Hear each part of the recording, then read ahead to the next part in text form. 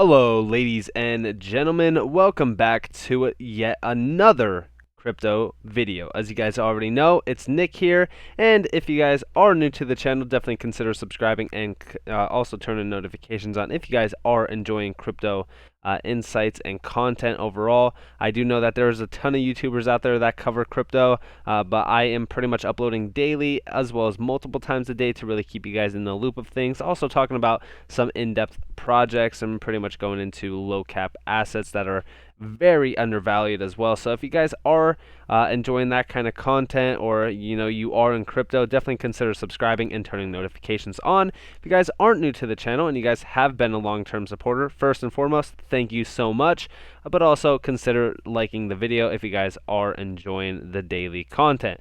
So let's jump into this juiciness. So breaking, Ripple scores another win against the SEC as judge leaves its lobbying efforts under wrap.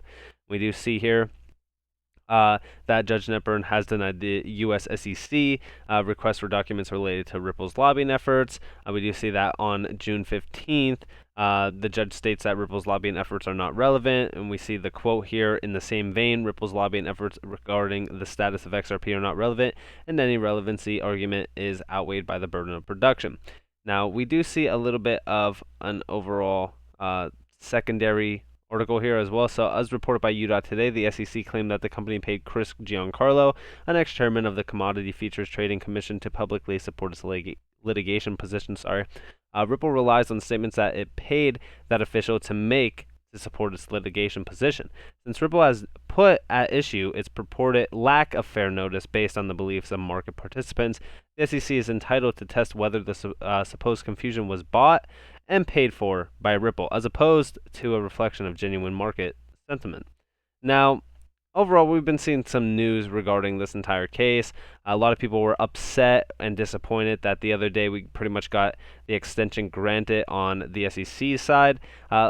I mentioned multiple times that I'm not too concerned with this case at all. It's a big show. They don't want you to be holding, right? If we come over to my Twitter over here, and we do come back down to a tweet from earlier today, it was basically this one. Pretty much this is from Jesse Hines that I quoted. He's a lawyer. Basically, he said, disclaimer, this is not a knock or attack on Solana, but can someone tell me how Ripple selling XRP is an investment contract, but Solana raising $314 million view a private token sale to build a platform isn't? I have to be missing facts. And he's basically quoting, so this actually, I guess for some reason this page is not existent, but you guys could pretty much see the insights here. But this is why I mentioned this, because they attack what they fear. And when I say, they attack what they fear, I mean they don't want you holding XRP. And the reason why they don't want you holding XRP is because at the end of the day, and I know this is kind of speculation if you will, they don't want you making money. They really don't. The economies pretty much thrive off of poor income families. And I'm not saying poor is in a disrespectful tone or anything. I'm just saying they don't want you to get ahead in this country, right? They don't want you to get ahead at all. And the reason why is because, like I said, economies thrive on that, right? We are consumers at the end of the day.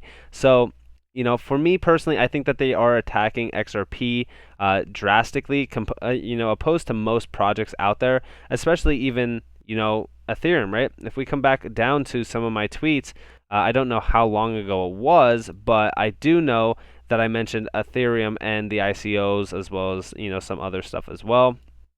And I really wish I could find it faster for you overall, but it's pretty much an old tweet at this point. But basically, to really kind of sum it up, Vitalik pretty much had an ICO listing initially to build the Ethereum network, and it was pretty much before it was even fully live. Now, if we go back to this entire case and how it started, basically they were claiming that XRP was a security, considering the fact that Ripple was selling an ICO, if you will. which is an initial coin offering before the network was even live, which is totally, not the case. The XRP ledger was already built at the time. It was already live. So, for me personally, I just don't think that the XRP ledger or XRP or even Ripple should be scrutinized at this moment from the SEC. They have bigger fish to fry. And when I say that, I mean it's an easy case for them to win against Ethereum, for an example. So I don't understand the speculation under, just XRP being this main, Trojan horse in the room, if you will, project that they had to go and pretty much target, if you will. It just doesn't make sense to me overall, but let me know what you guys think in the comments below. Nonetheless, let's jump on to some other news regarding Algorand and Ripple. So we see Algorand is getting a payments network that looks to zap USDC coins, which is stablecoin, across borders, led by 2 former PayPal staffers and an early employee of Ripple, which look to solve many of the same cross-border payment snaffles. Now, this is coming from Crypto Airy. If you guys don't follow her, I definitely advise you to. Big shout out to her. But we also see here in this article, right? So I pretty much read over this already, but I do want to give you guys the scoop nonetheless. So we see their investors. Now, this is the big key component here in this, puzzle, if you will. So we see OKCoin, PayPal, Rubycoins, Ripple, Obo Pay. We're saying, our collective experiences in developing and scaling world-class enterprise payment systems enables us to reimagine payments infrastructure for the next generation of the internet. Prior startup and enterprise experience includes, we do see Ripple and PayPal. Would be pretty cool to really see, PayPal integrate XRP at some point in time onto their network once everything is cleared with the SEC, of course, because we do know that Bitcoin Cash, Bitcoin, Ethereum, and Litecoin, and a few other coins, I believe, will be soon tradable on PayPal. I do know a big 4 of those are pretty much tradable already: Bitcoin Cash, Bitcoin, Ethereum, and Litecoin, of course. But we see their team. Now, these 2 products are the ones that I'm very keen on overall. I'm not going to read more or learn more, if you will. If you guys do want to learn more, you guys can go to sixclovers.com. But these 2 are actually very cool to actually look at, because we do see Rapid send money across the globe instantly and on-ramp the next billion customers, or consumers, which is pretty cool overall. Now, this is basically how it will work. This is their platform. Bank transfers, credit cards, alternative payment methods to Six Clovers ramp, which is fiat on/off ramp, if you will, which is then to merchants, which is like Bitcoin to cash, or, just pretty much converting crypto to cash, if you will, or fiat. And then it goes over the Six Clovers Rapid decentralized payment network, in which it goes to B2B or business-to-business banks and payment providers overall. We do see, Six Clovers provides financial technology infrastructure to accelerate the adoption of digital currencies. Our payment network is built on Algorand, which is a huge key component here. You guys already know, very bullish on Algorand and also XRP. Now, we do know from the Bitcoin conference down in Miami that Algorand CEOs and also XRP CEOs were basically in contact with each other. They were also taking photos together. So who knows what's happening here, but we do know that Ripple is one of their partners, which is very interesting to look at. So a lot of speculation there, but we do see and provides a solid foundation to decentralize and scale our services globally. Banks, merchants, and payment providers can now move and transact in digital currencies across the globe.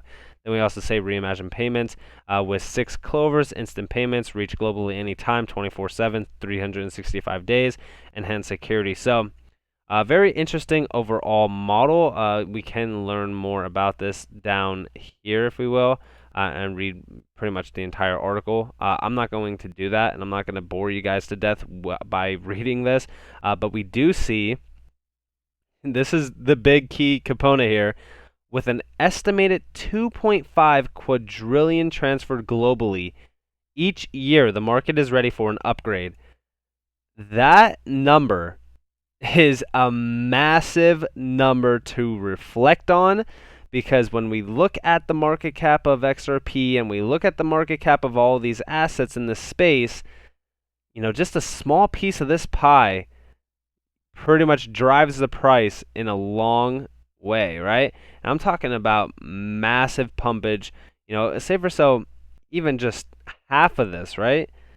Which would pretty much be, at the end of the day, about like a 1.25 quadrillion amount of cash pretty much piled into Algorand, HBAR, XRP, and a few other assets like XDC, DAG, and stuff. If they all split that in half, they would still pump up to a massive amount.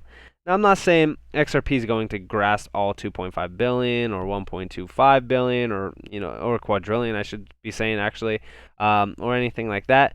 But I'm just saying that market is massive, and I've talked about this quite some time, right? Swift basically being, at the end of the day, a $5 trillion a day sort of payment structure plan. So there is a lot of money in this game that we are not seeing and we're not analyzing from a actual perspective. And this is why I say price targets that I think are very realistic, right? I think XRP, yeah, it could reach $100 plus at some point in time, especially considering the fact if it grabs a little piece of this pie, right? Because this pie can go around a lot. A lot of people could feed off of this, especially a lot of these really good projects like ALBT, Alliance Block. If you guys don't already know, definitely check out my other videos on that. HBAR, as you guys know, I've been talking about for so long. But yeah, I mean, this is going to be a massive market to disrupt. And, Algorand is fast, stable, and efficient blockchain architecture to build the next generation decentralized payment network, as we see here, because they are going to leverage that.